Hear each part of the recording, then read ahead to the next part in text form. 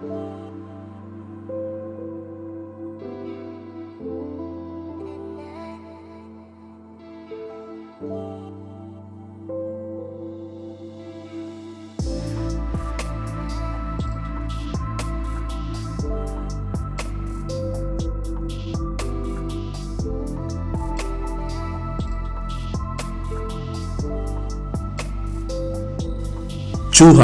मदनी साहब की यह नज्म मगरबी अदब से इनके गहरे ताल्लुक को जाहिर करती है। मगरबी अदब में चूहे को अदबी अलामत के तौर पर इस्तेमाल किया गया है। चूहा तलाश माश का सिंबल है, क्योंकि चूहे को हर लम्हा रिज़ाए नान की तलाश रहती है। जदीद अहद के इंसान के दो सबसे ज्यादा अहम मसले जिन्स, सेक्स और तलाश माश है। मदनी साहब की शायरी में जदीद अहद में इन दोनों मसलों को सबसे ज्यादा अहमियत दी गई है। आखिरी बंद में शायर ने इबाम के बगैर साफ साफ कहा है, तुझसे वाबस्ता बिलों की तीरगी में एक गिरा जिनसे दवाम, जानकनी की गोद में सिमटा हुआ नकबतो अफलास का जुग्राफिया, एक खुदरो यास में लिपटा हुआ। चूहा। ऑपरेशन थिएटर और फरसे ट्रोजन इनकी मशहूर नज़में हैं। इनमें इनकी नज़मों का पेचीदा डिक्शन बहुत वाज़े होकर सामने आता है। इनकी नज़म गुरूब का हस्बे झेल बंद बहुत मशहूर है। खाना-ए यास की मेहरबा दाश्ता, नींद एक नर्दबा से उतर कर गई, काई है शाख मरजा के कतात हैं इस शब बादखारी के कुलजुम में भी। किस कदर जानलेवा नबातात हैं, रात की माहीगीरी भी क्या पाएगी, चंद स्पंज उतरे हुए नशों के सुबह दम जाल में लेके आ जाएगी। इनकी शायरी में एशियाई और अफ्रीकी जिंदगी ही नहीं, यहाँ के सियासी और समाजी शऊर की आवाज दबी दबी सुनाई देती है। पुराने पोस्टरों से शहरों की आसेब ज़दगी झांकती हुई नजर आती है। इनकी नज़मों में लड़खड़ाती हुई बसों का सिलसिला भी बैनुल-अक़वामियत ही का सिलसिला। इनकी इमेजेस में नेकी और बदी की सफेद और स्याह तकदीरें लड़ती हुई दिखाई देती हैं। लफ्जों के दरवाजे और दरिंदों की जुफ्ती जैसे इमेजेस भी नजर आते हैं। तारबेड़ों की सुलगती आंख, नींद के हाशिए चिमगादड़ों की तरह लटके हुए, अपनी सारी जदीदियत के बावजूद रुमानियत इनकी जात का हिस्सा थी। वो हिस्सा जिसमें शोरे सिगा और वैशी परिंदों का गुल सुनाई देता है।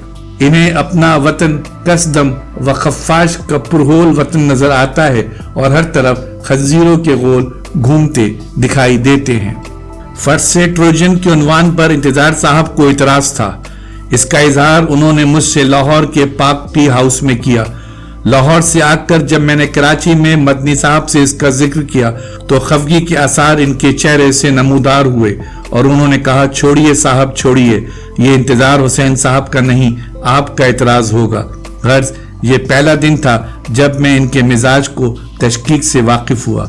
मैं आहिस्ता आहिस्ता मदनी साहब की तशकीक से वाकिफ होता चला गया।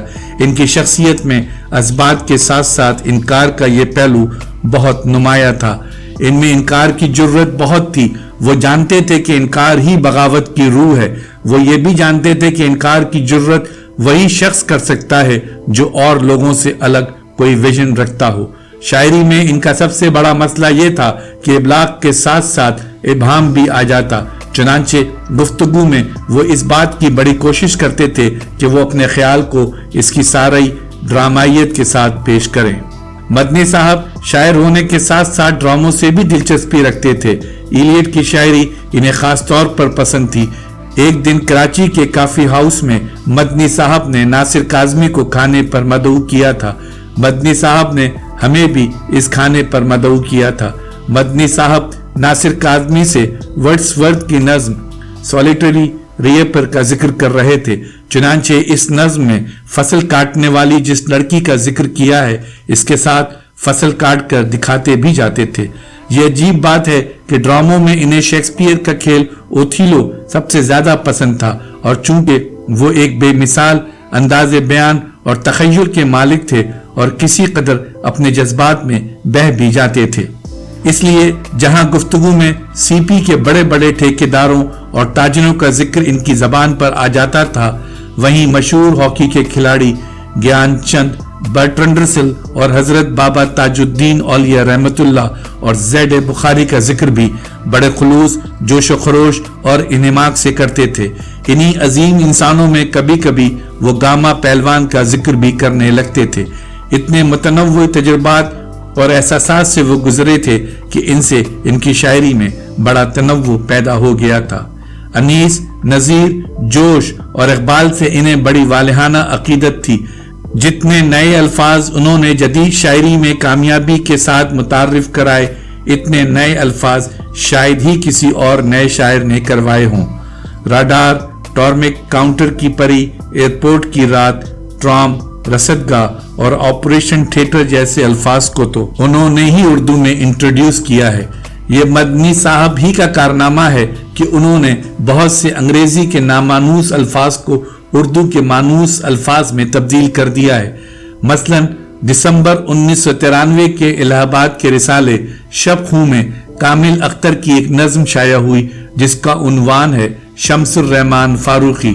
इसमें शायर कहता है, मैंने इंजेक्शन कभी नहीं लगवाया, मुझे सर्जनों से डर लगता है, इनके अंदर एक बड़ा ऑपरेशन थिएटर होता है। अब जरा मदनी साहब की गजलें भी मुलाहिजा कीजिए। मदनी साहब की गजल की शायरी के मद्दा हर जगह मौजूद हैं। खास तौर पर ऐसे हलकों में ये मद्दा कसरत से मौजूद हैं जो मगरबी अंदाज की अदब से बहुत ज्यादा मुतासिर नहीं हैं। ये लोग इस शायरी को रिवायत की आला तरीन शायरी से वाबस्ता करने में कोई हर्ज नहीं समझते। मैंने तो सलीम अहमद साहब और फिर इनसे ज्यादा शमीम अहमद साहब को इस शायरी पर सर धुनते देखा है। लेकिन जो लोग जदीद गजल की रूह से बहुत ज्यादा हम आहंग हैं, वो नासिर काज़मी की गजलों को बेहतर करार देते हैं। जहां तक मैं समझ सका हूं तो मदनी साहब की इन गजलों को जदीद गजल मुश्किल ही से कहा जा सकता है, क्योंकि ये गजलें रिवायती गजलों से इस कदर करीब हैं कि इनमें हमारे अपने अहद की आवाज कम और कदीम अहद की आवाज ज्यादा सुनाई देती है।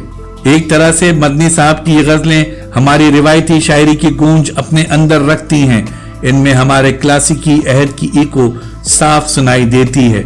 इसमें हमारा अपना अहद कम बोलता है और माजी ज्यादा गूंजता है।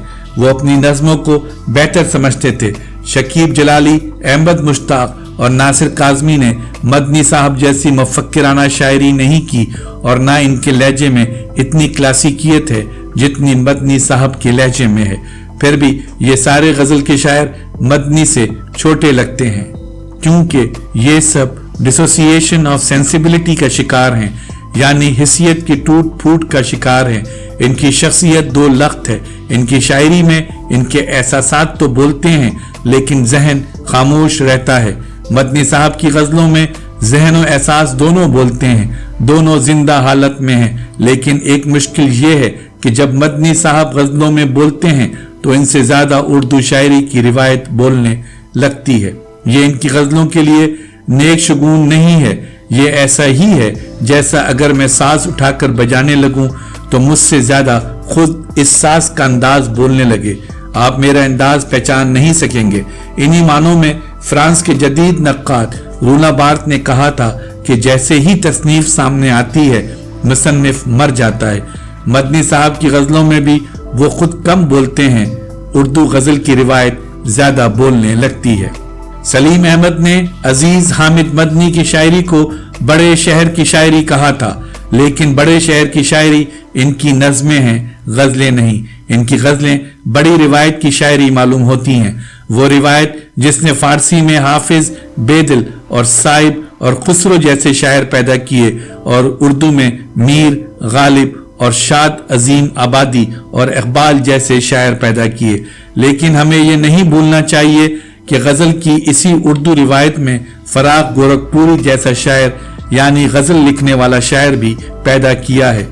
फराग की तवील गजलों से अगर एक मुख्तसर इंतखाब भी किया जाए तो ये बात वाज़ेह हो जाएगी कि फराग साहब की गजलों में एहसास की वो ताजगी और खुलूस और सच्चाई मौजूद है जो मदनी साहब की गजलों में नहीं मिलती। मदनी साहब की गजलें इंतहाई खूबसूरत होने के बावजूद आराइशी लगती हैं। इसकी शायद सबसे बड़ी वजह क्लेशी का इस्तेमाल है।